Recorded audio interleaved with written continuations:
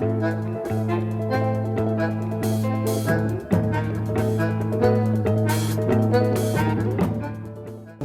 visita do irmão Ocimar José da Silva, a visita do irmão Maicon Machado, a visita do Demolê, Samuel Sardanha, Gringani Sardanha, que eu tive o privilégio de conhecer hoje, neto de um grande amigo da minha juventude, quando tinha a idade dele.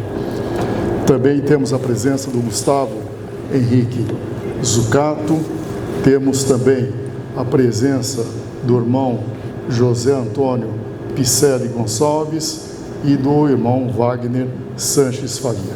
Sejam todos, senhores, as senhoras, acolhidos, e é com muita alegria que nós o recebemos nessa sessão da Academia Campinense Maçônica de Letras. Pois não, senhor presidente. Bom dia a todos, a todas.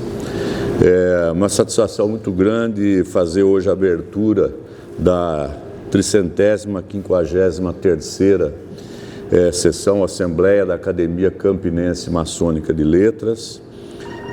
Muito particularmente porque sempre no mês de março nós comemoramos o Dia Internacional da Mulher, né? Comemorado no dia 8 de março, mas sempre fazemos a comemoração na nossa sessão.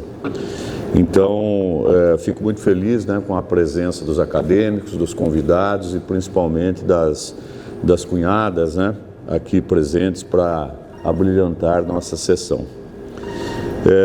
Eu tinha preparado, né, uma pequena fala em homenagem às mulheres. No entanto, eu queria destacar a felicidade nossa, que é a presença do acadêmico Eduardo Alcântara, estava um pouquinho afastado da nossa academia, do Antônio Pires, também aqui presentes, uma satisfação tê-los aqui de volta ao nosso convívio, e muito especialmente ao nosso querido Gustavo Zucato, que foi membro da nossa academia, por algumas razões aí pessoais, acabou deixando o nosso sodalício, mas já está convocado, né, para voltar à nossa academia. E o Gustavo, talvez alguns dos senhores, os acadêmicos mais antigos com certeza, né, e alguns convidados presenciaram já em alguma oportunidade a fala do nosso irmão Gustavo Zucato. Então, como ele veio, falei a ele, olha, você voltou aqui para nos visitar, né? Então ele entrou na academia, a gente passou já uma tarefa para ele, né, para incentivá-lo a voltar. Então, ao invés de eu fazer homenagem, eu queria convidar o nosso irmão Gustavo Zucato para ele ocupar a tribuna e fazer homenagem às mulheres. Mas tem um poema específico, que é um poema que me marca muito, que eu trago comigo desde a infância praticamente, e que representa boa parte desse momento de vida e que é sim uma homenagem, não só às mulheres, mas como a todos, que é um poema do Vinícius de Moraes, que chama Operário em Construção. Era ele que erguia casas, onde antes só havia chão. Como um pássaro sem asas, ele subia com as casas que lhe brotavam da mão. Mas tudo desconhecia de sua grande missão. Não sabia, por exemplo, que a casa de um homem é um templo sem religião. Como tampouco sabia que a casa que ele fazia, sendo sua liberdade, era sua escravidão. E como poderia um operário em construção compreender porque um tijolo valia mais que um pão? Tijolo ele empilhava com pá, cimento, esquadria. Quanto ao pão ele o comia, mas fosse comer tijolo. E assim o operário ia, com suor e com cimento, erguendo aqui uma casa, adiante um apartamento, à frente uma igreja, além um quartel, uma prisão. Prisão que sofreria se não fosse eventualmente um operário em construção.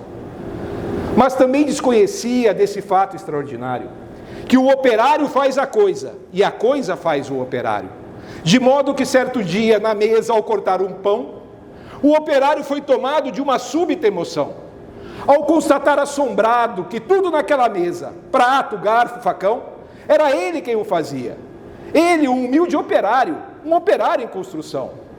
Olhou em torno, gamela, banco, enxerga, caldeirão, vidro, parede, janela, casa, cidade, nação, tudo que existia, era ele quem o fazia.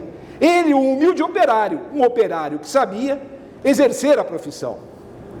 Ah, homens de pensamento, nunca sabereis tanto quanto aquele humilde operário soube naquele momento. Naquela casa vazia, que ele mesmo levantara, um mundo novo crescia de que sequer suspeitara. O operário emocionado olhou suas próprias mãos, suas rudes mãos de operário em construção, e olhando bem para elas, teve num instante a impressão que não havia no mundo coisa que fosse mais bela. Dentro da compreensão desse instante solitário, tal a sua construção, cresceu também o operário. Cresceu alto, profundo, em largo e no coração. E como tudo que cresce, ele não cresceu em vão. Pois além do que sabia exercer a profissão, o operário adquiriu uma nova dimensão, a dimensão da poesia. E um fato novo se viu que a todos admirava. O que um operário dizia, outro operário escutava. E assim o operário do edifício em construção, que sempre dizia sim, começou a dizer não. E passou a notar coisas a que não dava atenção. Notou que sua marmita era o banquete do patrão, que a sua cerveja preta era o uísque do patrão, que o seu macacão de Zuarte era o terno do patrão, que seus 2 pés andarilhos eram as rodas do patrão, que a dureza do seu dia era a noite do patrão, e que sua imensa fadiga era a amiga do patrão. E o operário disse não. E o operário fez-se forte na sua resolução. Como era de se esperar, as bocas da delação passaram a dizer coisas ao ouvido do patrão. Mas o patrão não queria nenhuma preocupação. Convençam-no do contrário, disse ele sobre o operário, e quando disse isso, sorria. Dia seguinte, o operário, ao sair da construção, viu-se súbito cercado dos homens da delação, e sofreu por destinado sua primeira agressão. Teve seu rosto cuspido, teve o seu braço quebrado. Mas quando foi perguntado, o operário disse não. Em vão sofrer o operário sua primeira agressão. Muitas outras seguirão. Porém, por imprescindível ao edifício em construção, o seu trabalho prosseguia, e todo o seu sofrimento misturava-se ao cimento da construção que crescia. Sentindo que a violência não dobraria o operário, um dia tentou o patrão dobrá-lo de modo vário, de modo que o foi levando ao alto da construção, e num instante de tempo mostrou-lhe toda a região. E apontando ao operário, fez-lhe essa declaração: dar-te-ei todo este poder e a tua satisfação, porque a mim foi entregue, e dou-o a quem quiser. Dou-te tempo de lazer, dou-te tempo de mulher, portanto tudo que vês será teu se me adorares. E ainda mais, se abandonares o que te faz dizer não. Disse e fitou o operário, que olhava e que refletia. Mas o que via o operário, o patrão nunca veria. O operário via as casas, e dentro das estruturas, via coisas, objetos, produtos, manufaturas. Via tudo o que fazia o lucro do seu patrão. E em cada coisa que via, misteriosamente havia a marca de sua mão. E o operário disse não. Loucura, gritou o patrão, não vês o que te dou eu? Mentira, disse o operário, não podes dar-me o que é meu. E um grande silêncio se fez dentro do seu coração. Um silêncio de martírios, um silêncio de prisão, um silêncio apavorado, com medo e solidão. Um silêncio de fraturas e gritos de maldição. Um silêncio de torturas a se arrastarem pelo chão. E o operário ouviu a voz de todos os seus irmãos, dos seus irmãos que morreram, por outros que viverão. E uma grande esperança sincera nasceu em seu coração. E dentro da tarde mansa, agigantou-se a razão de um homem pobre e esquecido, razão, porém, que fizera em operário construído, o operário em construção. Obrigado. Obrigado.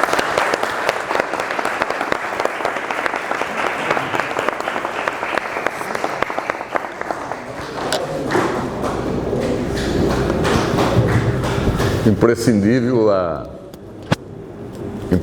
a sua volta à academia, Zucato. Faz falta. Depois desse momento único e especial, dando prosseguimento a esse momento cultural desta cerimônia, nós teremos agora a apresentação artística, primeiramente com a apresentação da pianista Maria Luísa Zani, que nos brindará com o tema Gaúcho de Chiquinha Gonzaga.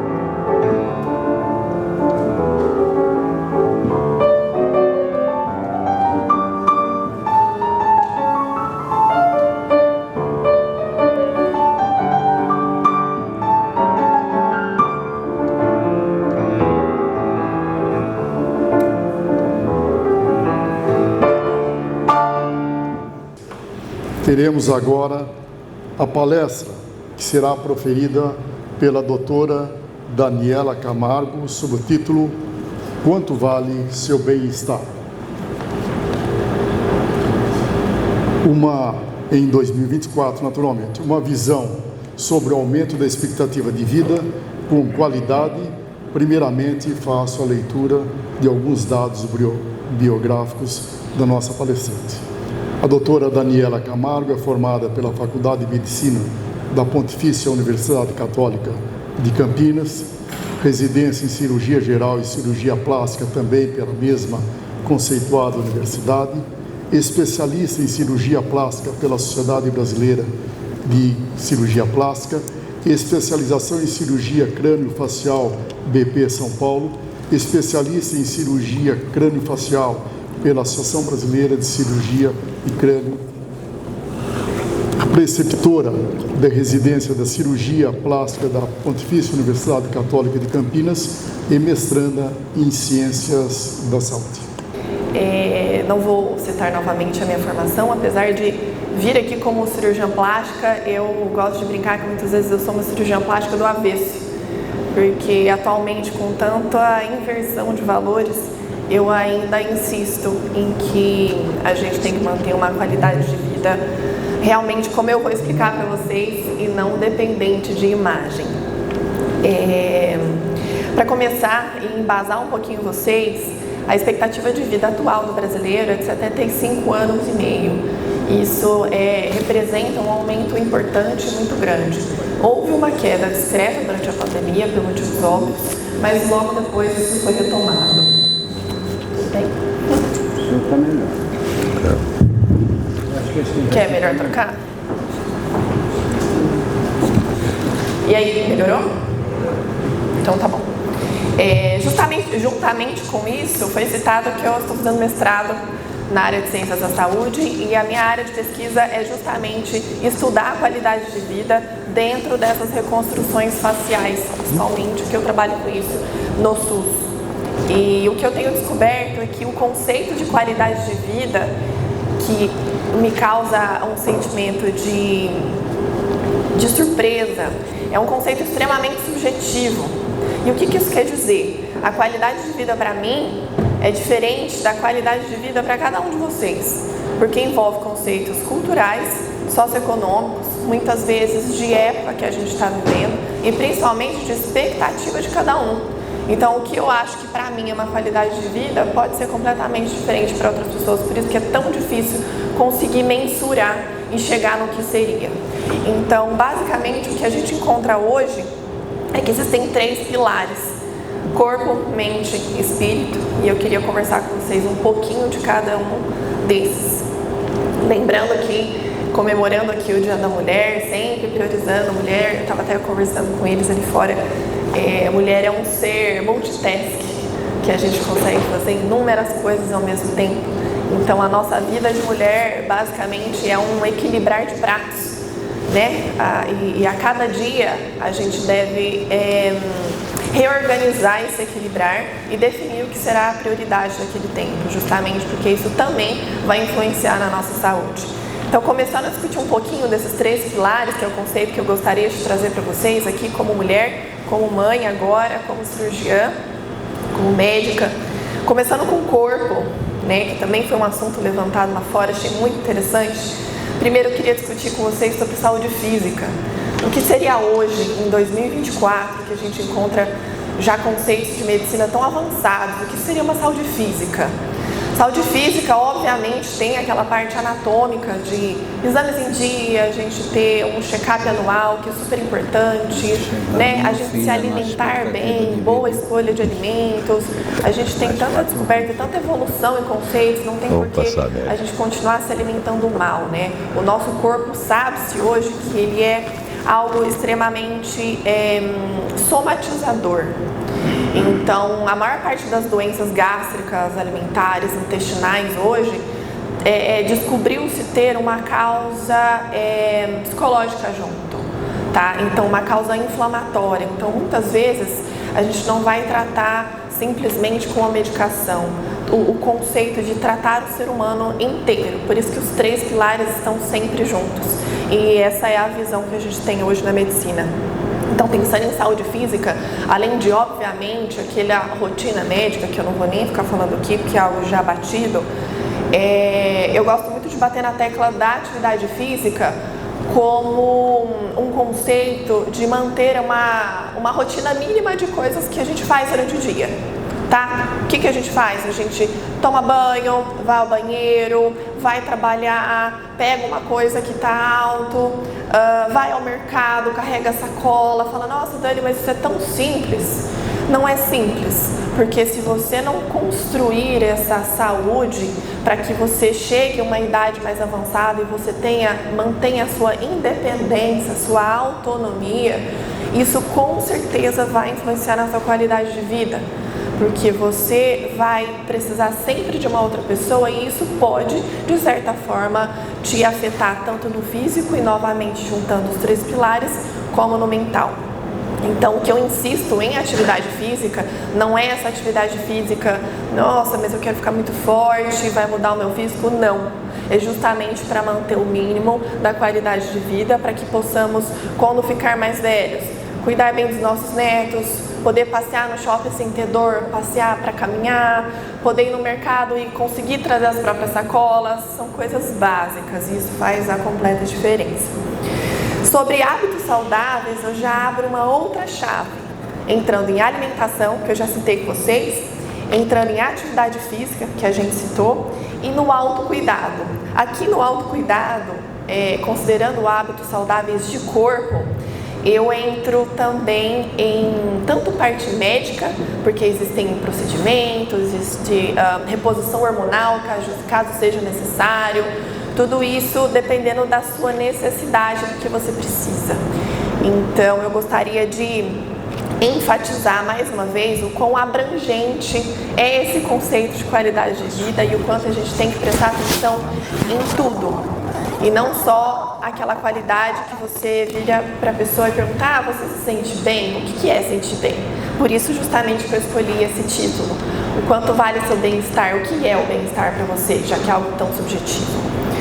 Saindo dessa parte de corpo, entrando em mente e espírito, que eu acho que são duas coisas que andam juntas, a gente pensa em saúde mental, que é extremamente importante, é algo muito discutido hoje, em vários aspectos, por N motivos, que foi extremamente abalado na pandemia, porque eu acho que aquele período que passamos foi uma dificuldade muito grande, por ter uma incerteza do futuro, um certo receio de doença, de falecimento, de algo que a gente não sabia como terminaria. Então aquilo nos causou um medo mesmo e teve uma repercussão de saúde mental populacional extremamente grande e a gente vê repercussões disso até hoje. Você fala: nossa, mas eu já esqueci da pandemia. Não, a maioria não esqueceu. Pequenos traumas, pequenas coisas ficaram em todos nós. Seguindo isso, vem o autocuidado, mente e espírito, que é também muito importante. Você ter um momento seu no dia, por mais corrido que seja o seu dia, tenha 5 minutos, 10 minutos para fazer algo que você goste.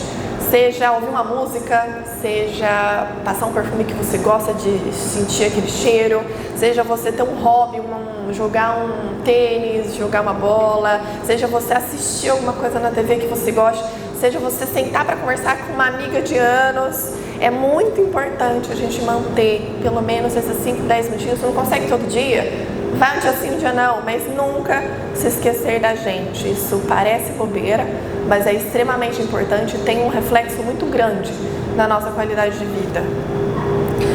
Passando então para uma outra parte também um pouco mais profissional, que seria a realização de terapia.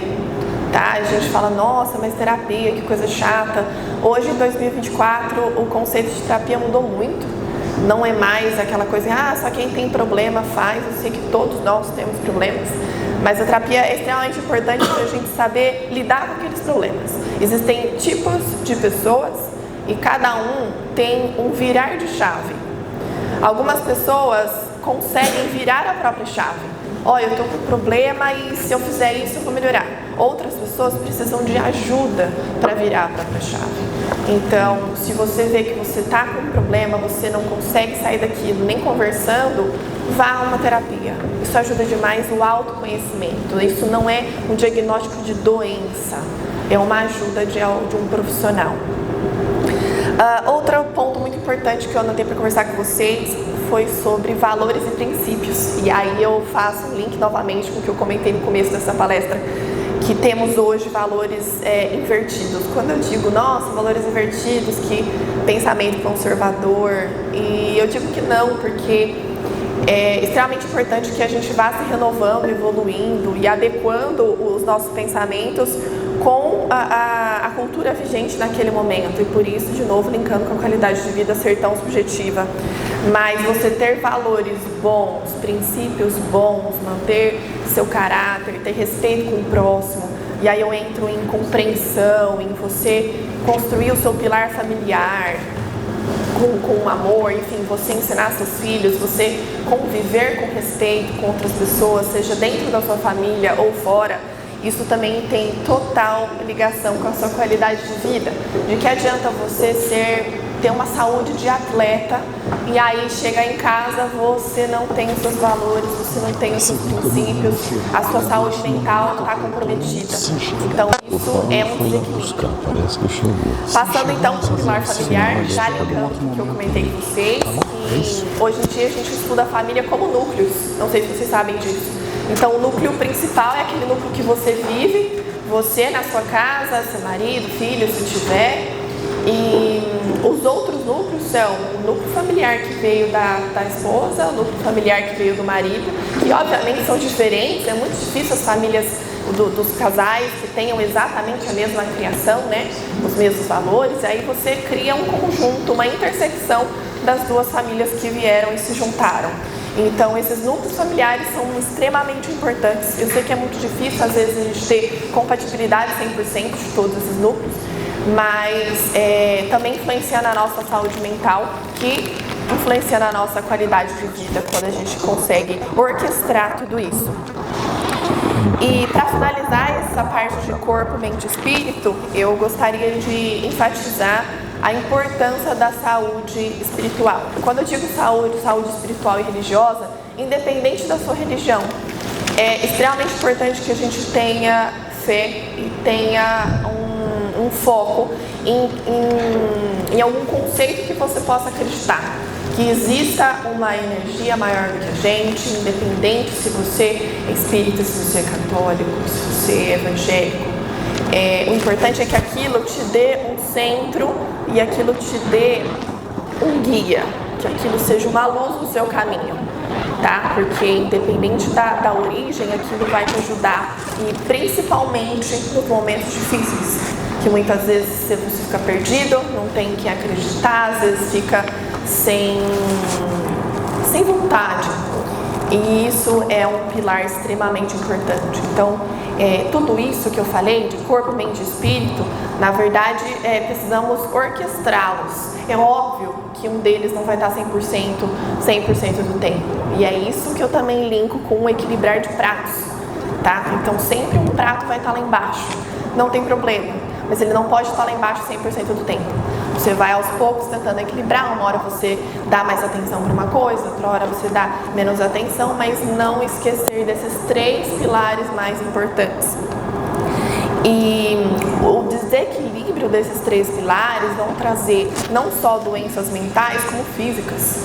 Que aí, por isso que eu comentei com vocês que as doenças, os diagnósticos de grandes doenças gastrointestinais hoje, entre outras, né, devido às somatizações, são dados a partir de desequilíbrios desses 3 pilares que a gente tem nas nossas vidas. E então estamos sempre em uma busca constante. É fácil? Não é. E o que eu gosto de enfatizar e gostaria de relembrar vocês, que pensando agora no nosso tema do envelhecer com dignidade, envelhecer com saúde, hoje a gente tem uma visão do envelhecer e da qualidade de vida muito diferente, porque a expectativa de vida aumentou. Então antes se falecia muito cedo, aí falava, nossa, você tem que fazer tudo logo, então você consegue aproveitar mais uma idade que você já está maduro, às vezes já teve filho, já conquistou, e aí os filhos já saíram de casa, estão saindo, e aí você se vê sozinho de novo. Antes parece que era difícil isso acontecer, né? Porque nossos pais morriam mais cedo, faleciam mais cedo. Então, depois que os filhos vão embora, que você fica aquela loucura que não tem tempo livre, você precisa focar nos 3 pilares. Talvez relembrar mais de você, reequilibrar os pratos. E isso é extremamente importante pensando numa qualidade de vida, principalmente numa idade um pouco mais avançada. E além disso, é óbvio que a gente tem conceitos legais para dividir aqui. Então eu vou passar um pouquinho agora do que seria interessante a gente manter um check-up anual, tá? De exames, isso é extremamente importante. Ah, mas eu não tenho doença, não tem problema. Extremamente, pelo menos uma vez por ano você passa por algum tipo de avaliação. Pensando como cirurgia plástica, hoje existem imensos e diversidades de tratamento muito grandes, muito legais, muito modernas. Tanto pensando agora, focando nas mulheres, né, homens também, em tratamentos de flacidez de pele, que é normal aparecer quando a gente envelhece. Muitas vezes, reposicionamento de alguns tecidos faciais ou corporais. Tem muita coisa legal que dá pra gente fazer. Mas, por isso que eu disse que eu sou uma plástica do avesso. Não adianta nada a gente investir em tratamentos maravilhosos que vão te deixar assim, parecendo a Barbie, se você, com você mesma, não está bem. Então é o que eu busco sempre conversar com os meus pacientes. Se eu noto que algum desses pilares não está legal, eu falo, não está na hora de você operar. Vamos esperar um pouquinho? Vamos conversar um pouco? Não é esse o momento de você fazer essa intervenção. Então, hoje, em 2024, que a gente tem acesso tão fácil a tantos tratamentos, por favor, busquem profissionais qualificados, busquem referências, não façam com qualquer pessoa, tá? Isso aí não vou nem ficar citando, porque a partir daqui eu acredito que seja óbvio, né? E antes de tomarem qualquer tipo de atitude, de mudança, de imagem, a gente tem que primeiro entender o que está acontecendo aqui dentro. Por que eu não estou gostando da minha imagem? Né? E a gente, como mulher, é muito cobrada na sociedade. Por estarmos sempre bem arrumadas, felizes, que a gente cuide da família 100%, que a gente cuide da casa, que o filho esteja bem. Se o filho está doente, a culpa é da mãe que não estava ali, mas a mãe estava trabalhando. E ao mesmo tempo a gente tem que cuidar da nossa saúde mental, da nossa saúde física, do nosso trabalho, tá? Não estou dizendo que ficar em casa não é um trabalho muitas vezes extremamente mais pesado do que você estar fora, porque aí você está restrito ali aquele tempo todo.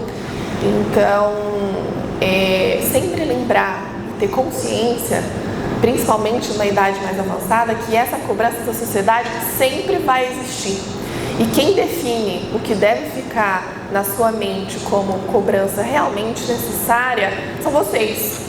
Então, quem define o equilibrar de pratos são vocês, somos nós, tá? Então, nossa, Dani, mas fulano me cobrou que eu não estou cuidando bem de tal parte da minha vida. É você que sabe os seus pratos.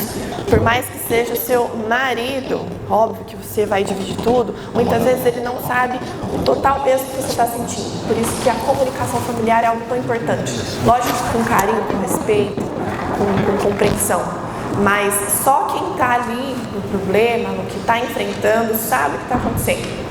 Então, se você não é uma boa comunicadora, talvez tente uma terapia. Se você não sabe virar essa chavinha, busque ajuda.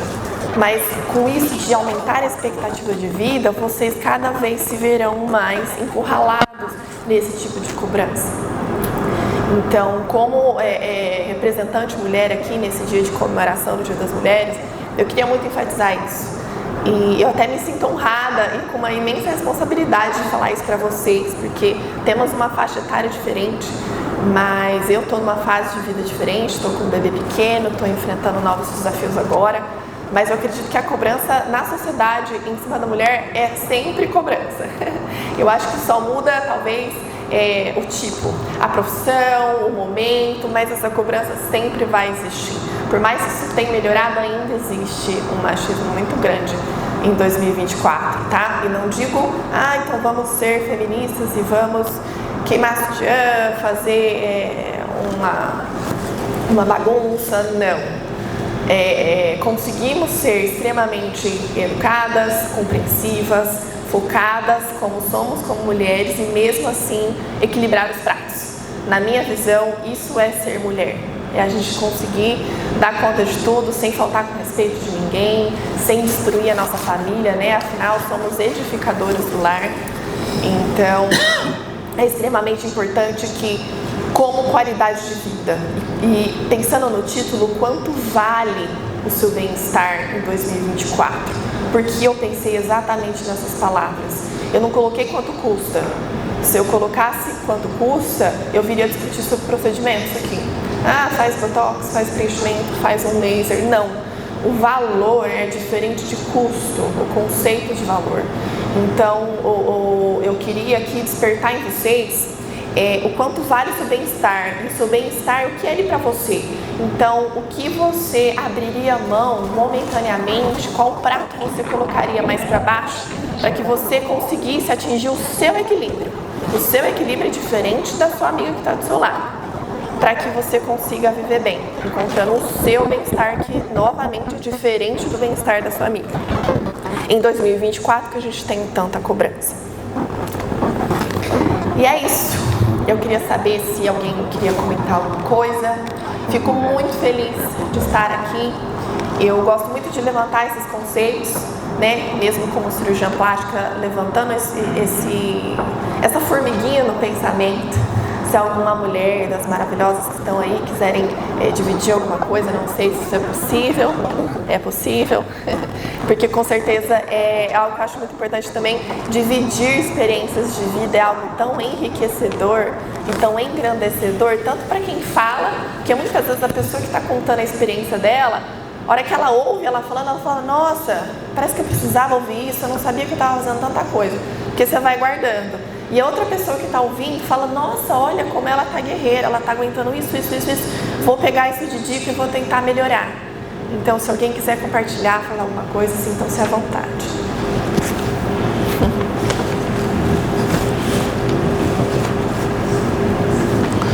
Aplaudamos.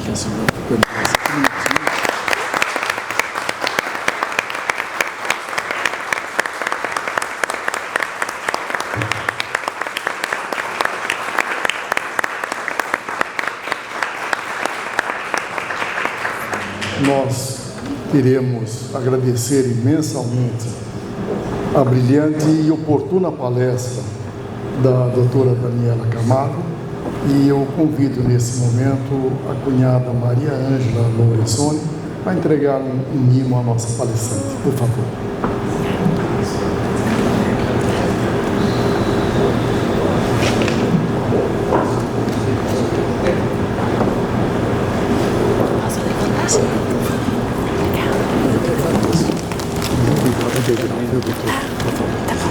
Dá o microfone para ela.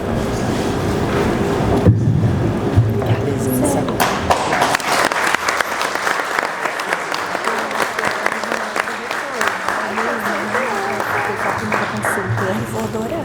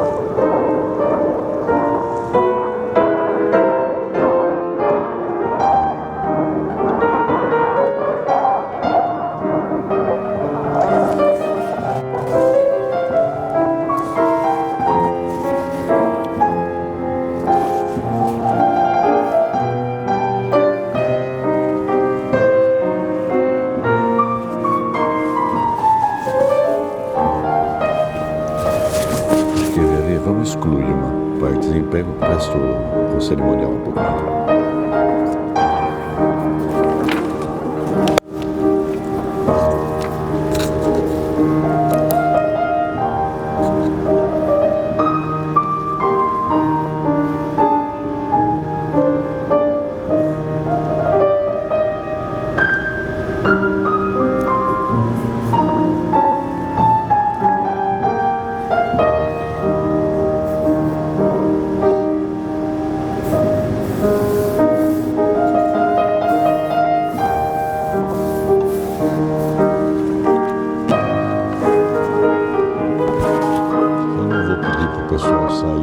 Isso aqui é rapidinho, o pessoal fica aqui, mas é fala minha.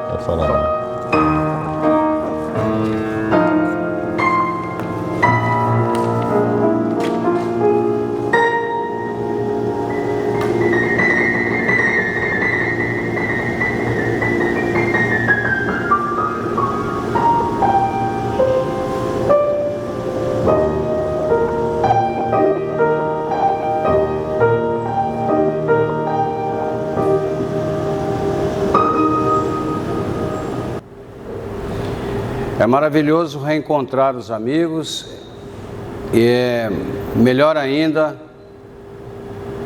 estar sendo apoiado pela minha família, pela minha esposa, que se faz presente sempre nos eventos, pelo meu filho, que hoje teve a oportunidade de vir. Tenho vários, mas ele representa um filho realmente muito importante dentro da minha vida. E eu tenho aqui que agradecer, tenho muitos agradecimentos a fazer. O primeiro agradecimento, eu acredito que nem ele vai se lembrar, nenhum dos dois, eles estão presentes. Antônio Alberto e Manuel Lourenço Seragioli. O Alberto era nosso delegado da 10ª região litúrgica. Na época, Indaiatuba estava vinculado a Campinas. Hoje não dá para entender, nós não estamos mais, mas isso não tem nada a ver. E eles foram nos visitar, e o Seragioli sempre junto, tal. Na época, eu apresentei um trabalho em loja, era no grau de companheiro, e eu conversei e mostrei alguma coisa, porque naquela época eu já enviava alguns textos para a revista A Verdade. E haviam duas revistas A Verdade, uma revista A Verdade eletrônica e uma publicada, que existe até hoje. E o Alberto me disse, né, que deveria publicar, que deveria continuar escrevendo. E o Seragioli disse que tinha uma biblioteca na casa dele, ele acho que nem lembra, nenhum dos dois deve lembrar dessa passagem. Lá na Lisboa, na hora do copo d'água, eu falando, né, você ainda novo, começando, e recebeu um incentivo do nosso respeitável delegado regional do Sereníssimo Grão-Mestre, Antônio Alberto Pereira, e o Manuel Lourenço Seragioli, grande inspetor da 7ª Inspetoria Litúrgica. Pode parecer nada, mas para quem está começando é muito. Então esse é aquele estímulo que faltava. Aí nasceu a primeira edição de nossa sublime instituição, que era um livro modesto, de perguntas e respostas, no estilo mais que o aprendiz precisa saber. O aprendiz tem necessidade de fazer pergunta, ele indaga, ele quer saber por que isso, por que aquilo, né? E receber esse incentivo pode não ter parecido nada para eles, eles devem ter até se esquecido. Os dois estão aqui, são dois acadêmicos, mas foi muito importante naquele momento. Aí aquela primeira edição esgotou-se. E o pessoal pedindo, não tem mais aquele livrinho de perguntas e respostas, porque para o aprendiz é sensacional. E eu lancei a segunda edição, da qual eu tive a honra de ser prefaciado, aí já acadêmico, e foi nesse sodalício que eu lancei o livro, foi aqui, sobre a batuta de José Ferracini, nossa sublime instituição. Na época nós fazíamos essas reuniões, as assembleias da academia eram à noite, depois regado a um bom vinho chileno. Na época o Munhoz, era muito bom, era gostoso os eventos. Toda a minha loja veio para cá e foi a segunda edição, 1.500 exemplares. Esgotou-se, né? Porque isso é como pólvora, um vai falando para o outro e vai indo. Segundo um amigo meu, falou, esse livro, a grande loja deveria dar para todo iniciando. E o próprio Seragioli mesmo fez bastante, na época, divulgação deste livro. E nós estamos lançando a terceira edição, revisada, ampliada. A primeira tinha 270, 280 páginas. A segunda, ela era um livro robusto, mas eu excluí daquele livro 3 partes, 3 capítulos. Um era a história de Antônio Francisco Lisboa, que na época eu quis homenagear com suas obras, etc. A história da loja, que é a minha loja mãe, a Antônio Francisco Lisboa, que eu também suprimi, e também um questionário de perguntas e respostas e temas e um dicionário, um pequeno dicionário maçônico. Tudo isso foi excluído que era da segunda edição, que tinha 500 e tantas páginas. Esse aqui, excluindo tudo isso, isso aqui foi ampliado. Eu levei muito para o lado ritualístico. Um profano pode ler esse livro? Pode. Não tem nada que seja assim. Pode cair na mão de um profano? Pode. Deixa eu interromper um minutinho, só se tem o carro está travado, é palestrante, quer ir embora, só anunciar rapidinho. Ah, pois não. O anúncio da... Senhoras e senhores, a palestrante quer ir embora e tem 2 carros travando lá. Um é do Eduardo, do ilustre Eduardo Alcântara, e o outro é um HB20, o Compass. Então, esses 2 carros estão travando lá. Sabe que é o seu, Everson? Lá perto do portão. Os 2 carros vão ser incendiados agora, em 5 minutos. Obrigado e desculpe, viu? Bom, esse livro pode ser, mas obviamente que ele está reservado à comunidade maçônica. Aqui eu assumi o compromisso de não revelar absolutamente nada, porque a maçonaria, ela é discreta, ela não é secreta, não existe códigos, não existe palavras, nada disso foi colocado nesse livro, não tem nada a ver. Ele é muito mais um livro, é quase que fosse uma cartilha, é quase que um caminho suave dos aprendizes maçons. Puxei do fundo do baú essa daí. Então, é mais ou menos por aí, é o beabá para o aprendiz maçom. Quem leu sabe disso, e é uma honra lançar a 3ª edição.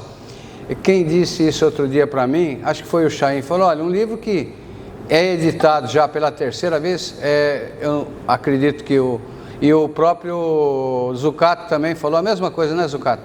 Então, eu tenho essa alegria hoje de ter essas pessoas aqui, o meu delegado distrital também, convidei, não sabia, hoje ele tem uma assembleia da GLESP, e o meu venerável mestre, o presidente que me investiu, está aqui, o Pires, na época,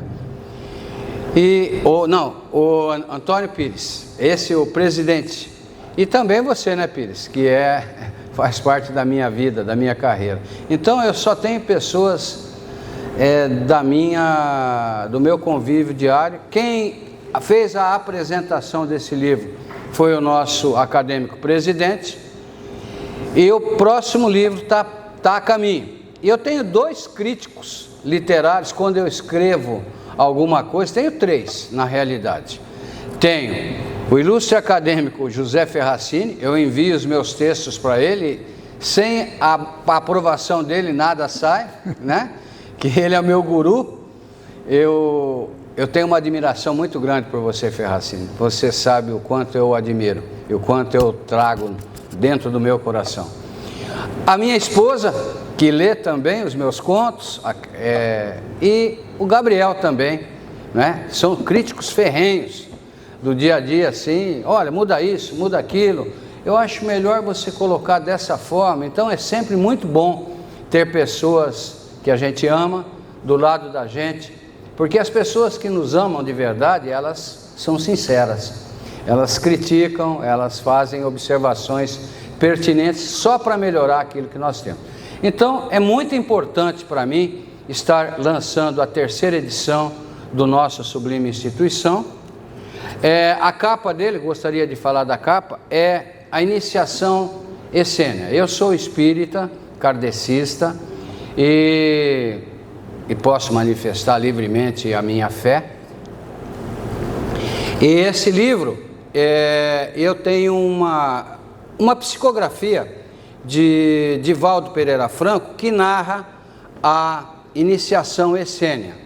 Para nós, maçons, se nós estabelecermos uma analogia do que era a iniciação essênia e do que é a nossa iniciação maçônica hoje, nós vamos perceber muitas semelhanças, muitas coincidências.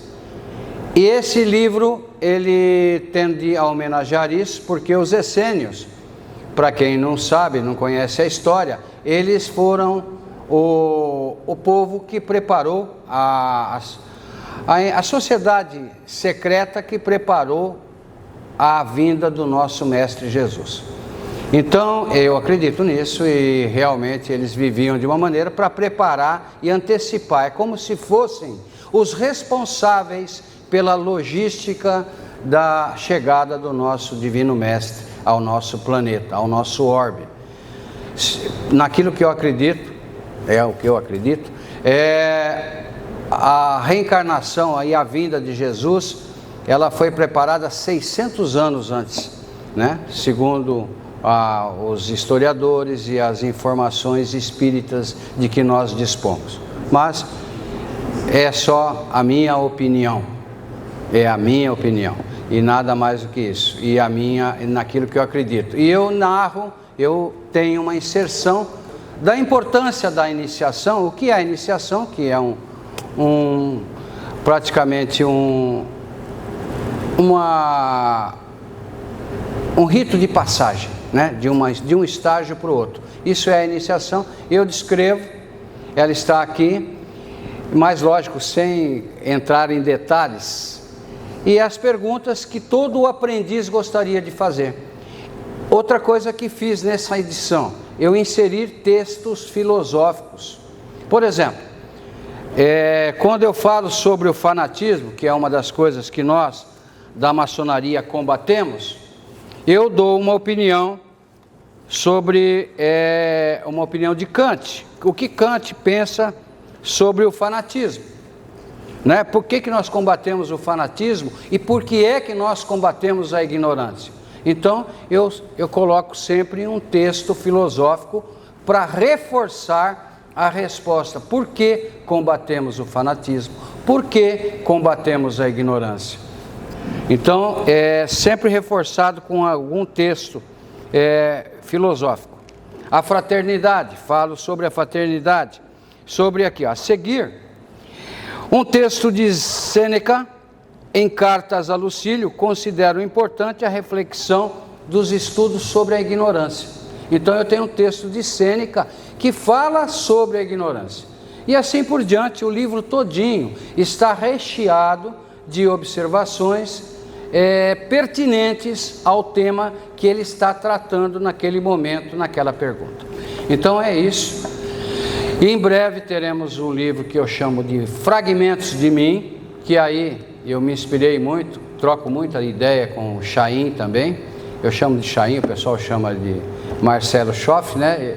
Eu gosto de chamá-lo de Chaim porque a mãe dele gosta que chama ele de Chaim, que é o sobrenome dela.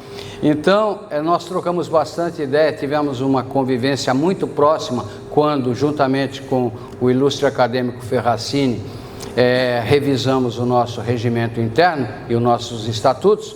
Então, na época, me aproximei muito do Marcelo, que é um escritor brilhante, digno de admiração de todos nós acadêmicos.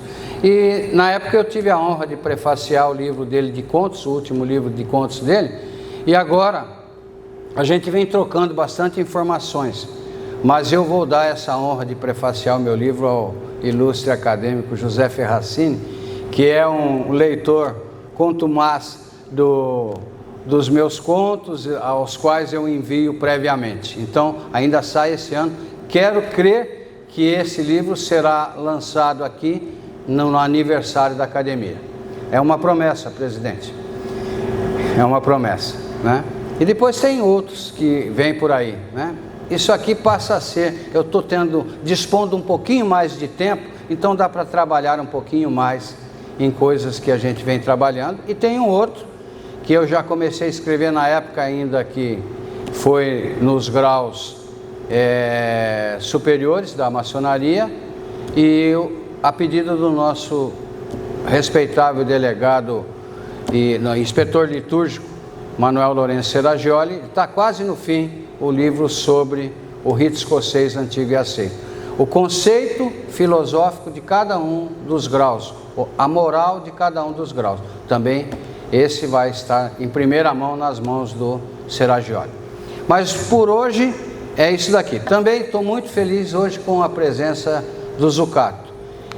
Ele disse que viria e aqui ele está. E até achei que quando você fosse declamar seria aquela poesia O Homem e a Mulher, né? Que inclusive está nesse livro. É uma homenagem à mulher. Fala sobre o homem e sobre a mulher, de Honoré de Balzac.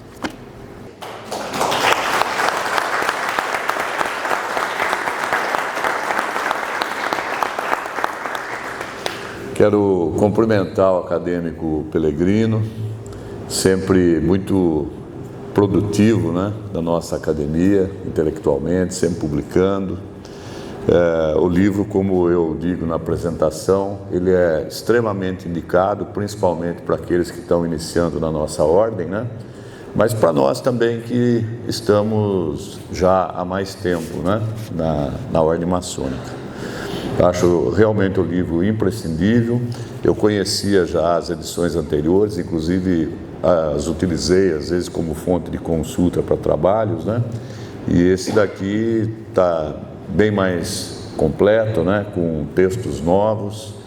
Então eu indico a todos os irmãos, né, que levem para suas lojas e indiquem para aqueles que estão principalmente iniciando na arte real. Parabenizo o irmão Pellegrino, sempre um grande amigo, meu padrinho aqui na academia. Destaco, como sempre faço, inclusive no prefácio, que é meu irmão gêmeo. Nós nascemos no mesmo dia, todos sabem, né? No mesmo dia, no mesmo mês, no mesmo ano. E ele é um pouquinho mais velho porque nasceu de manhã, eu nasci à noite, né? E tenho muito respeito pelo Pellegrino, pelo que ele representa na ordem, como profissional, né? Um grande empresário que é.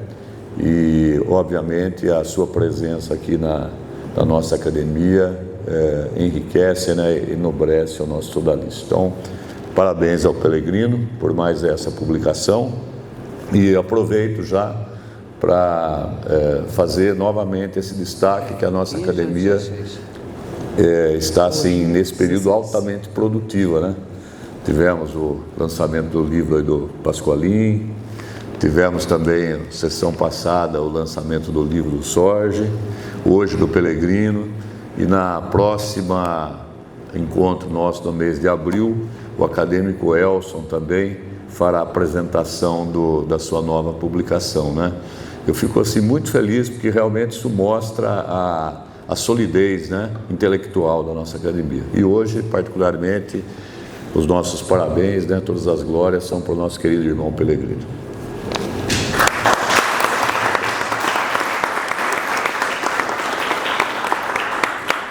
Obviamente que o primeiro exemplar foi prefaciado, foi dedicado à minha esposa, e também o segundo foi entregue ao José Hélio Gonçalves, que é o meu editor, é o meu guru na hora de encaminhar os livros. Esse livro foi produzido pela editora maçônica, editora Espíritas, a M, né? Editora Mundo Espírita de Capivari, e ela é a primeira obra maçônica que eles publicam. A maioria das obras são espíritas. E o terceiro exemplar não poderia deixar de ser para o meu irmão gêmeo, em todos os sentidos, Rubens Pantano Filho.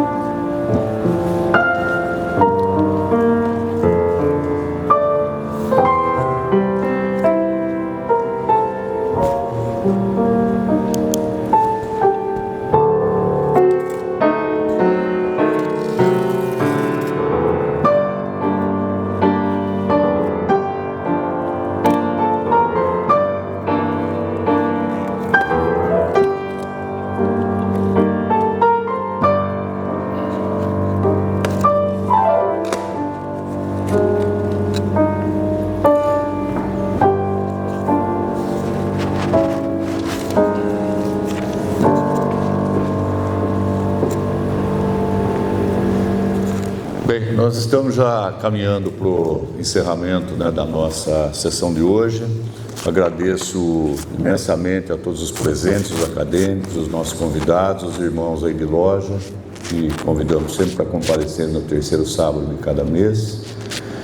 Destaco mais uma vez a importância desse nosso encontro para a comemoração do Dia Internacional da Mulher e quero deixar um pequeno recado aos nossos queridos acadêmicos, ilustres acadêmicos, que nós estamos já preparando a edição de número 8 da revista O Pensador.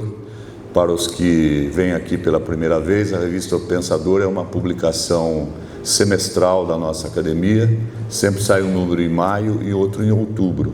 Então peço aos acadêmicos que, por favor, nos enviem as suas contribuições até o final do mês de março, para que a gente então tenha a edição no mês de maio. Eu quero mais uma vez agradecer a todos. Antes de a gente ter a última apresentação e depois uma pequena pauta administrativa, eu quero convidar os acadêmicos todos para que a gente entregue a todas as mulheres presentes, né, as nossas esposas, as cunhadas, as filhas, né, uma pequena lembrança da nossa academia e depois seguimos com o último número. Então, vamos entregar para elas. Vamos ajudar a entregar.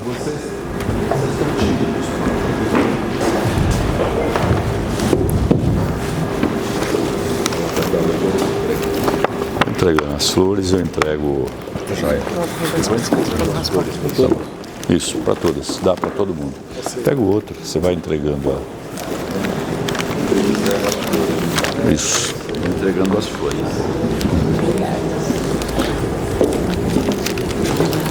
Parabéns. Obrigado. Obrigado.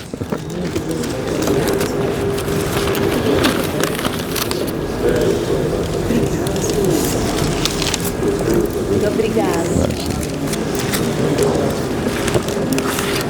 Eu espero.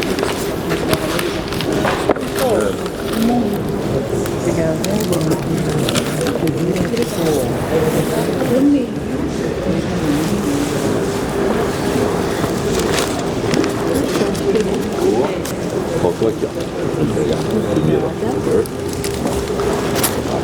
Tem mais aqui, Pires? Acabou. Aqui, acho que aqui não acabou. Aqui não entregou a segunda. Lá já entreguei. Todas.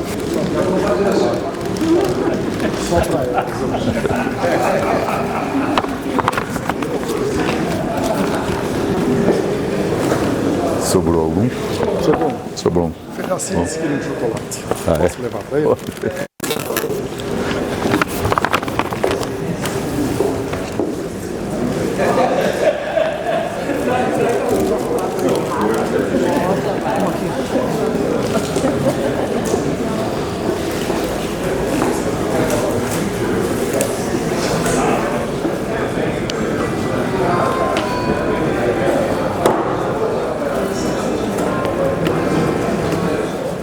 Dando continuidade, então, nós vamos ouvir mais um número nessa apresentação artística da pianista Maria Luísa Zani, que agora vai nos brindar com o tema Prelúdio das Baquianas Brasileiras, número 4, de Heitor Villa-Lobos.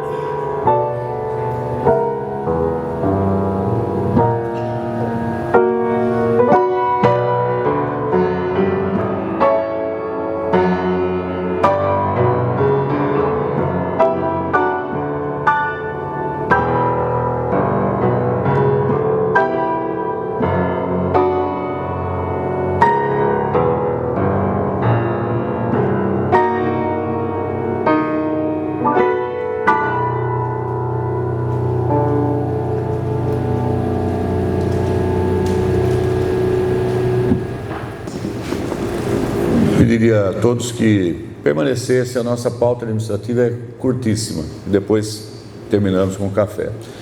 Não posso deixar de agradecer imensamente a Maria Luísa, nossa querida amiga lá de Indaiatuba, pianista, né, professora, já esteve aqui conosco, né, em outra oportunidade. E Maria Luísa, muito obrigado, né, seja sempre muito bem-vinda. As suas apresentações enriquecem muito a nossa sessão.